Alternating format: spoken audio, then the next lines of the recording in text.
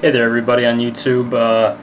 I am just about to go to bed. Had a long day of work at UPS, so I'm just going to go through this one really quick, but I want to try to get through this guy's videos as soon as I can so that people don't get swayed by his lack of understanding of the Bible. So I looked up a commentary on this because honestly, I mean, people have struggled with this. Christians, well-meaning Christians, have struggled with what this verse really means. But again, context is the key to understanding any book, especially the Bible. So I'm just going to read a commentary here, and I'm going to post a link to the side, but this is a really good way of looking at it. The title is called Addressing the Father, Matthew 18, verses 19 through 20.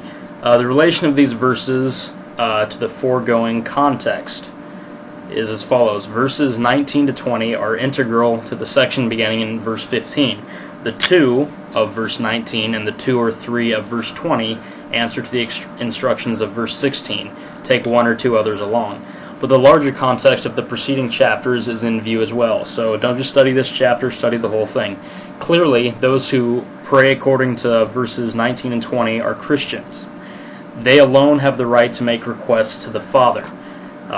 See chapter 6, verse 9, 7, chapter 7, verses 7 to 11. The disciples' habitual use of the Lord's Prayer is presupposed, including its petitions. Forgive us our debts, as we have also forgiven our debtors, and lead us not into temptation, but deliver us from the evil one.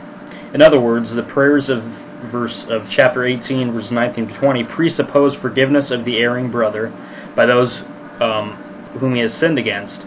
Again, note chapter 6, verse 12b, as we have also forgiven our debtors, and are offered in a spirit of alertness and wariness, lest involvement with the erring brother should cause one to be attracted to or snared by the very sin that he has committed.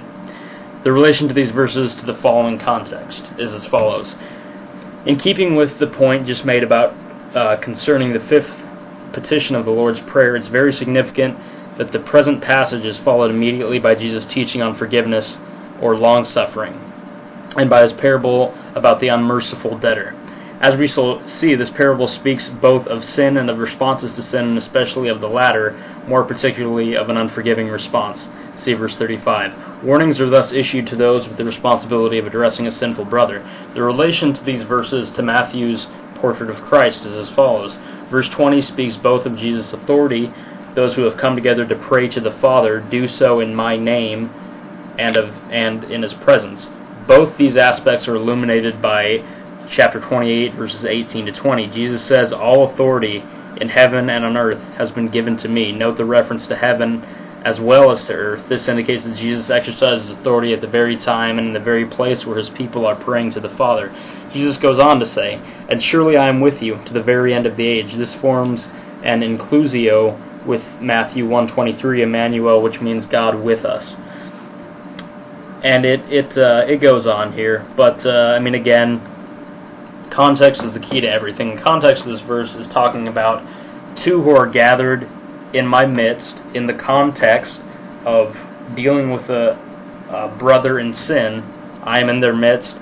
If they agree on anything, I will answer it for them. So, I mean, again, and I'm going to say this in every video I make, do not go verse hopping with this guy on YouTube. It's futile. It's absolutely futile. Don't waste your time with it. Watch the responses right afterwards. I'm going to try to make ones to every single one, but again, it's just a simple issue of reading in context, and still doesn't know how to do that. So there you go. That's the answer to that, and I will keep another one coming. Maybe not tomorrow because I've already done 2 today, and I don't know. But yeah, we'll keep them coming. Thanks. Bye.